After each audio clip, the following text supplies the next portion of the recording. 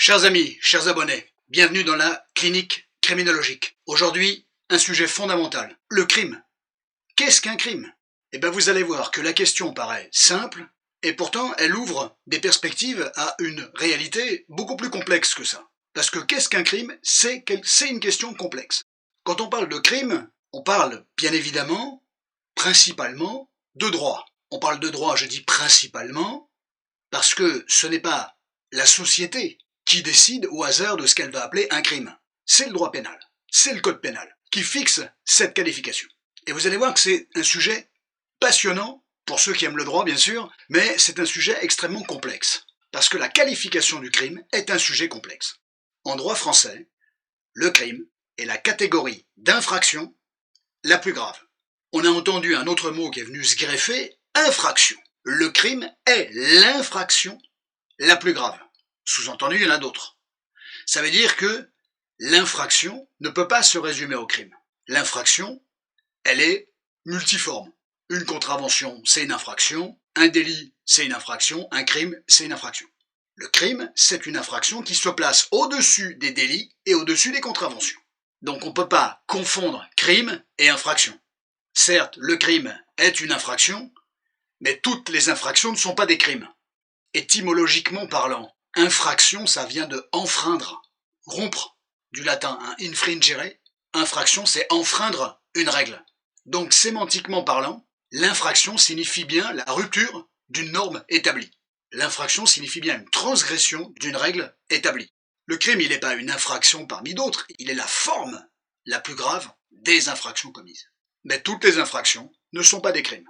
En termes de droit, l'infraction désigne tout comportement interdit par la loi pénale. Je l'ai dit, je le redis, on distingue 3 types d'infractions, les contraventions, les délits et les crimes. L'article 111-1 du Code pénal, qu'est-ce qu'il précise? C'est très simple, c'est une phrase. Les infractions pénales sont classées suivant leur gravité, crime, délit, contravention. Bien évidemment, ces normes juridiques répondent à des besoins sociétaux. La société pense que telle loi est bonne pour la société, pour défendre les intérêts de la société. La vie en société, la vie en collectivité, le rapport entre les personnes, les rapports entre les personnes et les institutions de la société. Mais la société n'est pas la loi. Ça passe par un processus législatif. On a souvent tendance à associer le crime à un meurtre ou à un assassinat. C'est une idée reçue, c'est une idée fausse. Le crime, c'est une notion juridique qui va bien au-delà de la notion de l'homicide. Mais le crime ne désigne pas forcément un meurtre ou un assassinat. Tout ça, ça a un peu éclairci les choses, mais ça n'a pas répondu à notre question. Qu'est-ce qu'on appelle un crime? Comment on définit un crime? Il n'y a pas de définition de ce qu'est un crime. Il y a des éléments qui peuvent permettre de le reconnaître, de le repérer, de le répertorier, de le classer, de le qualifier, mais il n'y a pas une définition de ce qu'est un crime. Aussi incroyable façon de parler que ça puisse paraître. La question, elle n'est pas là, elle n'est pas ce constat-là, c'est un constat. Puis ensuite, on peut se poser des questions. La criminologie, ça sert à ça, on est bien d'accord. Pourquoi il n'y a pas de définition du crime? Définir le crime, c'est quelque chose de problématique. Pourquoi? Le crime, il s'agit d'une construction sociale, et qui dépend donc forcément du contexte dans lequel il s'inscrit, le crime. Par exemple, vu que le droit évolue le droit, les normes évoluent, les mœurs évoluent. Comme le législateur inscrit ses lois en fonction de l'ère du temps, qui lui-même évolue, effectivement, ça sous-entend quoi? Que des actes considérés comme étant des crimes à une période ne le sont plus considérés aujourd'hui. Un crime, à un moment donné de l'histoire, ne l'est plus forcément à un autre. Il y a des exemples super simples. Je pense principalement le droit à l'avortement.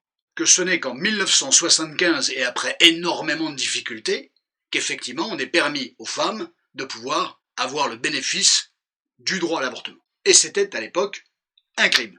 C'était passible d'une peine de prison. Ce qui était considéré à un moment donné comme un crime, effectivement, ne l'a plus été par la suite. C'est ça l'évolution du droit. Ce qui donc pouvait susciter à une période la réclusion criminelle, effectivement, aujourd'hui, ne pose plus aucune difficulté. Parce qu'une loi, une société a évolué, une loi est arrivée, et la loi est venue modifier le droit antérieur. Les règles n'ont plus lieu de s'appliquer telles qu'elles s'appliquaient avant. Ça abroge ce qui existait avant. Donc, qualifier effectivement ce qu'est le crime compte tenu qu'une société évolue et que les lois évoluent, les mœurs évoluent et les lois suivent certaines mœurs, mais pas toutes, bien sûr, eh bien effectivement c'est très difficile de donner une définition au crime puisque cette définition ne suivrait pas forcément pour autant les évolutions de la société, les évolutions du droit, les évolutions des mœurs, l'évolution éthique, et j'en passe. Alors on l'a vu, ce qui définit un crime, on l'a vu, c'est effectivement l'infraction la plus grave de notre société. La gravité de l'infraction, c'est l'article 111-1. Les infractions, contraventions, délits, crimes sont répartis selon le législateur en fonction de leur gravité. C'est-à-dire que le critère, il n'y a pas de définition du crime, on l'a vu parce qu'il y a des évolutions sociétales considérables, donc c'est très difficile de trouver une définition qui va correspondre à toutes les situations en fonction des évolutions de la société. Ce qui est considéré comme un crime à un moment donné ne peut ne plus l'être quelque temps plus tard, mais néanmoins ce qui est valable par exemple en France ne sera pas forcément valable en Italie, en Belgique, au Canada, aux États-Unis ou ailleurs. Ce qui est valable dans un pays n'est pas forcément valable dans les autres. Donc le législateur crée un critère, le critère de gravité. C'est en fonction de la gravité qu'on classe effectivement les infractions. Et surtout la nomenclature des peines, puisque vous allez voir que la gravité, elle est aussi reliée à une chose, c'est la peine qu'on applique en fonction de l'infraction. Et la peine qui lui est appliquée, c'est l'article 131-1 du Code pénal. Alors c'est pas compliqué, je vais pas décrypter les trois, parce que ça va être beaucoup trop long, mais pour les crimes, puisqu'on s'intéresse à la question du crime, ce sont forcément les peines les plus graves, les plus lourdes, puisque l'acte est le plus grave, ce sont des peines de réclusion à perpétuité, puisque la peine de mort n'existe plus depuis 1981, ou la réclusion à temps.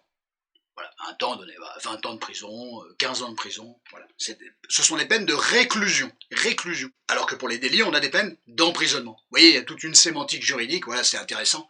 L'article 131-1 dont je vous parlais tout à l'heure, qui détermine les peines en fonction notamment de la nature criminelle d'un acte, dispose « Les peines criminelles encourues par une personne physique sont 2 points ». Et là, il y a 4 alinéas. Alinéa 1er, la réclusion criminelle ou la détention criminelle à perpétuité. Alinéa 2, la réclusion criminelle ou la détention criminelle de 30 ans, maximum 30 ans. Alinéa 3, la réclusion criminelle ou détention criminelle de 20 ans au plus, donc 20 ans maximum. Et alinéa 4, la réclusion criminelle ou détention criminelle de 15 ans. 15 ans max. Voilà, il y a un dernier point qui précise que la réclusion criminelle ou la détention criminelle, en fonction d'un crime, ne peut pas être inférieure à 10 ans. C'est pas dans les 4 alinéas, c'est un élément supplémentaire de l'article. C'est une disposition supplémentaire. À temps, c'est ce qu'on appelle la réclusion à temps. C'est un temps donné. Le crime, il est toujours sanctionné d'une réclusion criminelle de minimum 10 ans. Au moins. Ça peut pas être en dessous. Si c'est en dessous, c'est un délit. Ce sera un délit. Donc c'est bien la gravité des peines encourues qui viennent déterminer ce qu'est une contravention, ce qu'est un délit et ce qu'est un crime. Il n'y a pas de définition du crime, mais il y a des critères, et si l'acte en lui-même, le fait commis par un délinquant de droit commun, si le fait commis correspond à des critères, il applique effectivement les textes tels qu'ils existent. La logique du terrain, il faut essayer de lui donner une matière juridique, et c'est pas si simple que ça. De rapprocher la réalité factuelle à une réalité juridique. Et c'est pas toujours aussi évident que ça. D'où les preuves, les éléments probatoires et ainsi de suite. Bien évidemment, c'est pas toujours évident. Des fois, il y a des choses qui se passent, il n'y a pas beaucoup de preuves ou il n'y a pas grand-chose. C'est bien le problème.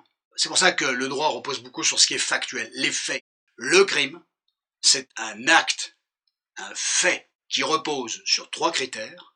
Quels sont les faits réellement? Donc c'est l'acte commis, quel est leur degré de gravité et quelle peine est encourue. C'est ça qui vient déterminer ce qu'est un crime. Voilà, on a mis le temps, mais on y est arrivé. J'espère ne pas vous avoir perdu en route. D'où la phrase « le crime » en droit français, c'est une infraction punie par une peine de réclusion criminelle. On l'a vu tout à l'heure, minimum 10 ans. Je voudrais insister sur un point essentiel. On a souvent tendance à associer le crime à un meurtre ou à un assassinat. Le crime, c'est une notion juridique qui va bien au-delà de la notion de l'homicide. Le crime, on l'a dit, en droit pénal, c'est l'infraction la plus grave, mais le crime ne désigne pas forcément un meurtre ou un assassinat. Il y a plein d'exemples. Le viol, quel que soit l'âge de la victime, l'esclavage, le kidnapping avec violence, l'escroquerie en bande organisée, il y en a énormément. Alors pourquoi le code pénal, effectivement, prend tout ça en charge? 1810, c'est sous Napoléon Bonaparte que le code a été instauré. Il faisait suite au code civil de 1804, qui était le premier code instauré, le code de Bonaparte, instauré par Bonaparte. Pourquoi le code pénal? Pour éviter l'arbitraire, déjà, et d'une. Donc édicter des lois valables pour tout le monde. Mettre fin à l'arbitraire des peines, évidemment, et surtout mettre un terme à la logique de œil pour œil, dent pour dent, l'auto-vengeance, la loi du talion. L'État devient le garant de la loi et de l'autorité. Le code pénal, il a mis fin finalement à quelque chose, c'est l'État qui prend en charge la peine encourue, la qualification des faits, la sanction. C'est plus à la famille de se faire justice, c'est l'État qui fait justice à la place de ce qu'a subi la victime. L'État qui s'est arrogé effectivement le droit de juger et de punir un criminel, effectivement, toute la question, c'est comment l'État le fait. Là, ça pose la question de la justice, comment les juges sanctionnent effectivement les crimes et délits, et éventuellement a fortiori contraventions, qui se présentent devant eux. Il y a l'acte en lui-même, comment il est qualifié, ce qui le caractérise, comment il est puni selon les textes, comment c'est appliqué par les juges, et effectivement ce qu'en pense la société. Alors la version du code pénal 1810, bien évidemment, a évolué et elle a donné la nouvelle écriture d'un code pénal qui est le plus récent en France, qui a été publié bien évidemment en 1994. C'est celui-là qui est en application encore aujourd'hui en 2025. C'est pas si vieux, ça a à peine 30 ans. En résumé, donc, le crime, c'est la forme juridique donnée par la société aux actes considérés comme étant les plus graves, mais ce n'est pas qu'une affaire de droit, on l'a vu pendant toute cette vidéo, c'est aussi une affaire sociale, sociétale. Raisonner sur ce qu'est le crime dans une société, c'est une réflexion absolument fondamentale afin de maintenir l'ordre social tel qu'il s'est déroulé pendant de très nombreuses années, mais qui semble partir un peu en déliquescence. Le crime, se questionner sur le crime, sur la question du crime, c'est de constater que cette notion du crime évolue, bien évidemment, comme tout. Ce qui est un crime ou était un crime à une période donnée, à une époque donnée, ne l'est plus forcément à une autre, en fonction des mœurs, en fonction des évolutions de la société, des sensibilités, de la loi, de l'évolution d'une certaine forme d'éthique. Et un crime valable, par exemple, en France, ne l'est pas forcément dans le pays d'à côté, façon de parler, ou dans un autre pays. C'est contextualisé. Il n'y a pas de crime sans contexte. Comprendre ce qu'est un crime, c'est donc comprendre à la fois une catégorie juridique, incarnée par le droit pénal notamment, et un choix collectif d'organisation sociale. J'espère que vous avez appris 2-3 petits trucs. J'ai essayé de faire au mieux, en fonction des éléments que j'avais à disposition, mais ça ne peut pas être parfait. Prenez tous un grand soin de vous et de ceux qui vous entourent. À très bientôt.